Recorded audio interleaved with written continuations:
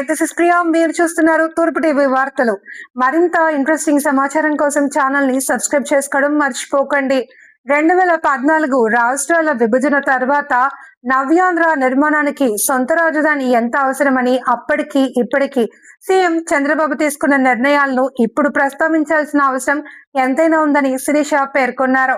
రాజధాని నిర్మాణం ఎక్కడ చేపట్టాలో శ్రీకృష్ణ కమిటీ ఏర్పాటు చేసి వారికే ఆ బాధ్యతలు అప్పగించారని, అన్ని రంగాల ప్రజలు మేధావులు కమిటీలతో శివంగి గలం అమరావతి వైపు మాత్రమే ముందొక మాట తరువాత ఒక మాట చెప్పి రాజధాని ప్రాంత గ్రామాల్లో అలజడి కలల రాజధాని అంటూ కీర్తింపు చంద్రబాబు రాజధాని నిర్మాణానికి శ్రీకారం చుట్టారు. ఎక్కడో హైదరాబాద్ నుండి కాకుండా అమరావతి నుండే పాలన సాగించాలి అనే పట్టుదలతో కొద్ది నెలలలోనే సెక్రటేరియట్ పనులు పూర్తి చేసి సీఎం చంద్రబాబు అమరావతి నుంచే పాలన సాగించారు.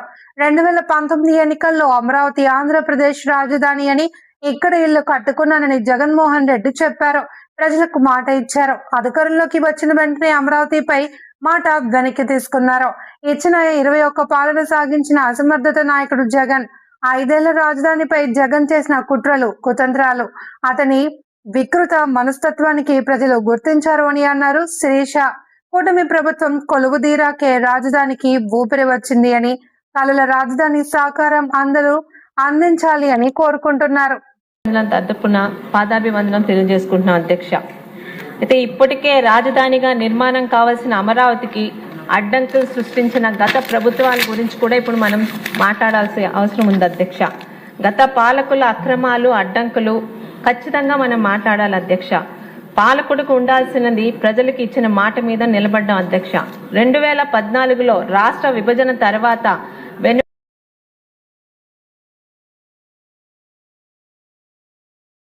తెలిసి కూడా మన నవ్యాంధ్ర నిర్మాణానికి మనకంటూ ఒక సొంత రాజధాని ఉండాలన్న మాట మీద నిల్చొని అప్పటి మన ముఖ్యమంత్రి గారు, ఇప్పటి ముఖ్యమంత్రి గారైన చంద్రబాబు నాయుడు గారు ఒక పాలకుడిగా తీసుకున్న నిర్ణయాలు అధ్యక్ష.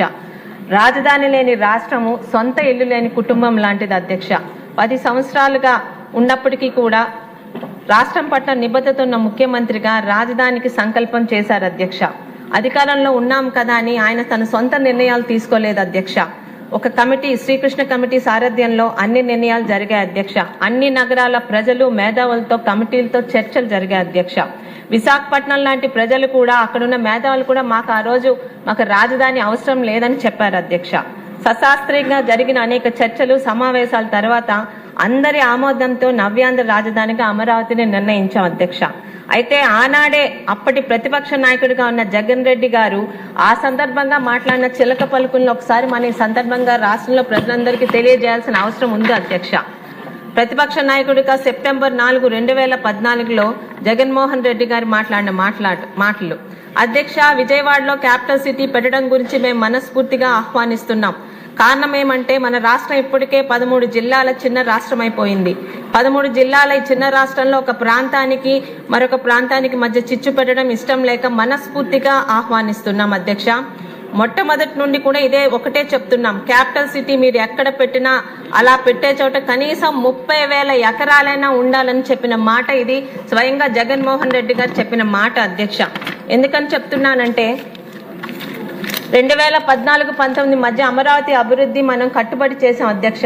అన్ని ప్రాంతాల నదుల నుంచి అలాగే పుణ్య నదుల నుంచి నీరు మట్టితో సేకరించి రాష్ట్రంలో అన్ని జిల్లాల ప్రజలందరి సహకారంతో ఆనాడే మన ప్రధానమంత్రి నరేంద్ర మోడీ గారు, సీఎం చంద్రబాబు నాయుడు గారు ఉద్దండరాయనపాలెంలో రాజధాని నిర్మాణానికి శ్రీకారం చుట్టారు అధ్యక్ష. శ్రీకారం చుట్టడంతో పాటు ఈ రోజు మనం ఉంటున్న అసెంబ్లీ ప్రాంగణాన్ని కూడా ఎక్కడో హైదరాబాద్ లో కాదు, మన అమరావతి నుండే మరి పరిపాలన చేద్దామని త్వరితగతిలో నెలల్లోనే పూర్తి చేసి సంపూర్ణంగా నవ్యాంధ్ర తాలూకా పరిపాలనని అమరావతి నుంచే మొదలు పెట్టారు అధ్యక్ష. రాజధాని 2019 ఎన్నికల సమయంలో ఈ జగన్మోహన్ రెడ్డి గారు ఆయన అనుచర గణం చేసిన మాటలు కూడా ఇక్కడ మనం ఒకసారి రాష్ట్ర ప్రజలకు గుర్తు చేయాలి అధ్యక్ష. ఎన్నికల్లో గెలవడానికి నేను ఇల్లు ఇక్కడే కట్టుకున్నాను, అమరావతి కట్టుబడి ఉన్నానని చెప్పి ప్రజలకి మాట ఇచ్చి అధికారంలోకి వచ్చిన వెంటనే చేసిన మొట్టమొదటి మోసం అమరావతి మీద మాట వెనక్కి తిప్పడం అధ్యక్ష. ఒక పాలకుడు ఇచ్చిన మాట మొదట అడిగే రాజధానిపై మోసంతో పరిపాలన మొదలుపెట్టిన ఆనాటి అసమర్థ పాలకుడు జగన్మోహన్ రెడ్డి గారు అధ్యక్ష. 5 సంవత్సరాలు రాజధానిపై కుట్రలు, ఆయన వికృత మనస్తత్వాన్ని రాష్ట్ర ప్రజల పట్ల, రాష్ట్ర రాజధాని పట్ల ఆయన కుట్రని ప్రజలకు అర్థమయ్యేలా మనం చెప్పాల్సిన అవసరం ఉంది అధ్యక్ష. ముఖ్యంగా పాలకుడిగా ఉన్న వ్యక్తికి తన రాజ్యంలో ఉన్న అన్ని ప్రాంతాలు, అన్ని మతాలు, అన్ని కులాల పట్ల సమన్యాయం, సమదృష్టి ఉండాలి అధ్యక్ష. కానీ జగన్ రెడ్డి గారు పాలకుడిగా పనికిరాడని నిరూపించుకున్నారు అధ్యక్ష. 5 సంవత్సరాలు ప్రాంతాల మధ్య, మతాల మధ్య, కులాల మధ్య చిచ్చుతో రాష్ట్ర ప్రగతిని, రాష్ట్ర అభివృద్ధిని, రాష్ట్ర గౌరవాన్ని పాతాళానికి చేర్చారు అధ్యక్ష. ముఖ్యంగా రాజధానిపై ఆయన కుట్రలు కులాల మధ్య చిచ్చుతో మొదలు పెట్టారు అధ్యక్ష. ఒక కులానికి ఆపాదించే కుట్రలతోనే ఆయన తెరలేపారు అధ్యక్ష. ఆంధ్ర రాష్ట్రమే కాదు అధ్యక్ష, అమరావతి రాజధాని కూడా అన్ని కులాల, అన్ని మతాల, అన్ని ప్రాంతాల సమదృష్టితో ముందుకు వెళ్తున్నారు అధ్యక్ష. అమరావతి ఒక కులానికి మాత్రమే చెందిన రాజధాని అన్న ప్రచారం పూర్తిగా అబద్ధం అధ్యక్ష. రాజధాని ప్రాంతంలో ఎస్సీ, బీసీ, మైనార్టీలు కలిపి 70% పైగా ఉన్నారు అధ్యక్ష. 6 ఎస్సీ నియోజకవర్గాల మధ్యలో ప్రజా రాజధాని ఏర్పాటు చేయడం ద్వారా దళితులు అలాగే బలహీన వర్గాల అభివృద్ధికి అమరావతి ఒక బలమైన వేదికగా నిలుస్తుంది అధ్యక్ష.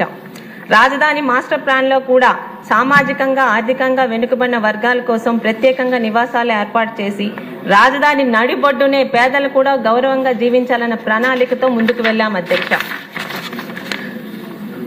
మంగళగిరి మున్సిపాలిటీలో అత్యధిక శాతం బీసీలు ఉన్నారు అధ్యక్ష. అలాగే అమరావతి 6 ఎస్సీ నియోజకవర్గాల మధ్య ఉంది అధ్యక్ష. అమరావతికి దక్షిణంగా తాడికొండ, ఉత్తరంగా పత్తిపాడు, నందిగామ, తిరువూరు, వీటి బట్టి అర్థమవుతుంది అధ్యక్ష అమరావతి అన్ని వర్గాల వారికి, అన్ని మతాల, కులాల వారికి కూడా సమన్యాయంతో ముందుకు వెళ్తున్నాను అధ్యక్ష. అలాగే ఈ సందర్భంగా పెద్ద మనుషుల ఒప్పందాన్ని ఒక్కసారి మనందరికీ గుర్తు చేయాల్సిన అవసరం ఉంది అధ్యక్ష. 1956లో తెలుగు భాష ప్రాతిపదికంగా ఉన్న రాష్ట్రాల అన్ని కలిపి ఒక రాష్ట్రంగా ఉండాలన్న దీనితో కోస్తా, రాయలసీమ, తెలంగాణని కలిపి ఒక రాష్ట్రంగా, ఆంధ్ర రాష్ట్రంగా ఏర్పాటు చేశారు అధ్యక్ష. ఫిబ్రవరి 20, 1956లో ఒక ఒప్పందం చేసుకున్నాం అధ్యక్ష, పెద్ద మనుషుల ఒప్పందం. తెలంగాణ తరపు నుండి బురుగల రామకృష్ణారావు గారు, కేవి రంగారెడ్డి గారు, మల్లి చెన్నారెడ్డి గారు, జేవి నరసింహరావు గారు, అలాగే ఆంధ్ర తరపున నీలం సంజీవరెడ్డి గారు, బెజవాల గోపాల్ రెడ్డి గారు, అల్లూరి సత్యనారాయణ రాజు గారు, సర్దార్ గౌతులక్ష్మణ్ గారు ఉన్నారు అధ్యక్ష.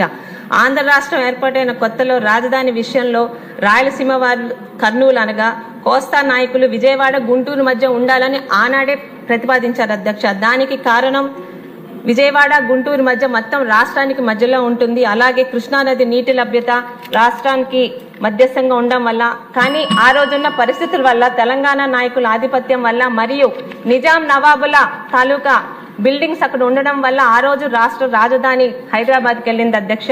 మరి ముఖ్యంగా ఈ రోజు ఈ చారిత్రాత్మక నగరం అమరావతి మళ్ళీ చంద్రబాబు నాయుడు గారి సారథ్యంలో అది ముందుకు వెళ్తున్నందుకు, నిర్మాణాత్మకంగా ఈ రోజు అదొక బిల్లుగా వస్తున్నందుకు, ఈ సమావేశంలోని ముఖ్యంగా ఈ బిల్లును ప్రవేశపెట్టేదానికి బలపరిచే అవకాశం నాకు ఇచ్చినందుకు మీ అందరికీ ధన్యవాదాలు తెలుపుకుంటున్నాను అధ్యక్ష.